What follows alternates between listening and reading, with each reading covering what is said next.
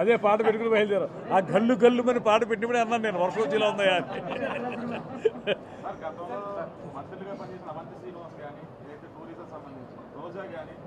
కోనసీమకు ఏదైతే కేరళగా చెప్పుకునే ప్రాంతాన్ని ఎక్కడ కూడా ఇటక పెట్టిన పరిస్థితి. మీరు కొత్త జిల్లా వాసిగా రాష్ట్ర మంత్రిగా మొదటిగా అంటే మీరు ఎంచుకున్న ప్రాంతంలో ఎలాంటి హామీ ఇస్తారు? అదే నేను ఇప్పుడు మామూలుగా నోట్ తయారు చేయమని చెప్పాను.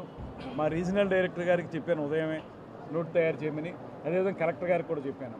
ఒకటి ఏంటంటే మీకు స్పష్టంగా నేను చెప్పేది, ఖచ్చితంగా కోనసీమ ప్రాంతం కానీ మన ఉమ్మడి తూర్పుగోదావరి జిల్లాలో కానీ ఆ మాటకు వస్తే రాష్ట్రం మొత్తం మీద ఎక్కడెక్కడ పర్యాటకాన్ని అభివృద్ధి చేయాలో వాటన్నిటినీ కూడా తప్పనిసరిగా చేస్తాం.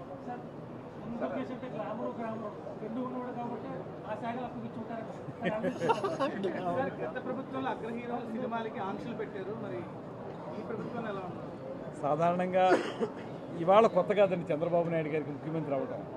గతంలో ముఖ్యమంత్రి చేశారు ఆయన. గతంలో సినిమా రంగాన్ని అభివృద్ధి చేయడానికి అనేక రకాలుగా కృషి చేశారు ఆయన. అందువల్ల ఆంక్షలు పెట్టేటువంటి విధానం ఆయన దగ్గర లేదు, మా ప్రభుత్వంలో ఉండదు. ఆయనకి సన్నిహిత సంబంధాలు ఉన్నాయి సినిమా రంగంతో. ఆ సన్నిహిత సంబంధాలతో గతంలో కూడా సినిమా రంగంలో ఏ రకమైనటువంటి లబ్ధి వాళ్ళకి చేకూర్చాలో అవన్నీ చేకూర్చిన వ్యక్తి ఆయన. వాళ్ళందరూ వచ్చి మన అప్పుడు ఉమ్మడి ఆంధ్రప్రదేశ్ ఉన్నప్పుడు ఇక్కడ స్టూడియోలు కట్టుకోవడానికి కానీ లేదా ఇతరతర సౌకర్యాలు ఏర్పరచుకోవడానికి కానీ అనేక రకాలుగా ఆయన సహకారం అందించారు.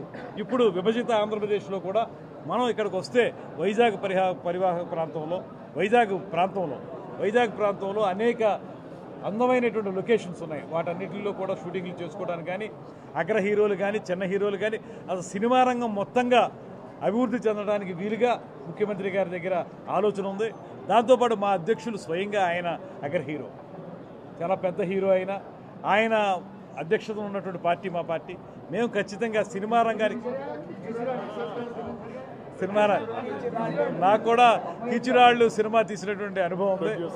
ఏదైనప్పటికీ కూడా మొత్తంగా సినిమా అనేది చాలా ఎక్కువ మందిని ప్రభావితం చేసేటువంటి ఒక మీడియం. ఎవరినండి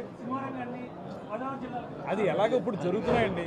ఇవాళ ఏంటంటే ఆదుర్తి సుబ్బారావు గారు మోగ మనుషుల దగ్గర నుంచి ఇవాళ వరకు కూడా అనేక మంది వంశీ గారు కానీ విశ్వనాథ్ గారు కానీ ఇండస్ట్రీ ఎలా ఇండస్ట్రీ ఇప్పుడు హైదరాబాద్ మొత్తం కూడా పిఠాపురం వైపు చూసేలాగా అభివృద్ధి జరుగుతుందని పవన్ కళ్యాణ్ పిఠాపురం ప్రజలకు హామీ ఇచ్చారు. అక్కడ పాదయాత్ర క్షేత్రాలు కానీ దర్గాలు కానీ చర్చిలు కానీ ఉప్పాడ తీర ప్రాంతం కానీ మొత్తం టూరిజం అవుతున్నారు. మరి జనసేన పార్టీ ఒక అధినేతగా మీరు ఒక పర్యాటక మంత్రిగా పిఠాపురం ఎలాంటి శ్రద్ధ పెడతారు? ఇప్పుడు దానికి అనుబంధంగా మనకి సీఎం గారు మనకి అఖండ గోదావరికి ప్రాజెక్ట్ పెట్టారు సార్. ఇక్కడ 100 కోట్లు కూడా ఇచ్చారు. కార్యాలయం పెట్టారు, మీ కార్యాలయం తీస్తారు, ప్రాజెక్ట్ తీస్తారు. ఇప్పుడు మళ్ళీ మా అదృష్టం ఏంటంటే మళ్ళీ 2027లో పుష్కరాలు వస్తాయి. పుష్కరాలు వచ్చినప్పుడు ఈ ప్రభుత్వమే ఉంటుంది. అందువల్ల దాన్ని ఏదైతే ఈ 5 సంవత్సరాల్లో వాళ్ళు పక్కన పెట్టేశారో అప్పుడు మేమంటే అప్పుడు తెలుగుదేశం ప్రభుత్వం ఏదైతే ప్రారంభించిందో, అంటే అప్పుడు మంత్రివర్గంలో లేకపోయినా జనసేన కూడా సపోర్ట్ ఇచ్చింది. ఆ రోజున ఉన్నటువంటి ప్రభుత్వంలో మేము ఉన్నట్టే భావిస్తూ మేమందరం కలిసి చేసిన కార్యక్రమాలను కొనసాగించి తీరుతాం. పుష్కరాల సమయానికి ఈ ప్రాంతం అంతా కూడా అద్భుతంగా డెవలప్ అయ్యే విధంగా. మీరు అడిగినటువంటి సమస్య పిఠాపురం ఉంది. ఇప్పటికే పవన్ కళ్యాణ్ గారు ఒక స్పష్టమైనటువంటి రోడ్ మ్యాప్ తయారు చేశారు పిఠాపురానికి సంబంధించి. ఆయన పిఠాపురం సమస్యల మీద కానీ పిఠాపురాన్ని ఆధ్యాత్మిక కేంద్రంగా, పాదగయ క్షేత్రాన్ని ఆధ్యాత్మిక కేంద్రంగా, అదేవిధంగా టూరిజం హబ్గా డెవలప్ చేయడానికి కావాల్సిన కార్యాచరణ వారి దగ్గర ఉంది. నేను ఎప్పుడైతే ఛార్జ్ తీసుకుంటానో పేషీకి వెళ్తానో ఆ తర్వాత పవన్ కళ్యాణ్ గారితో మాట్లాడి నా శాఖ మేరకు వారు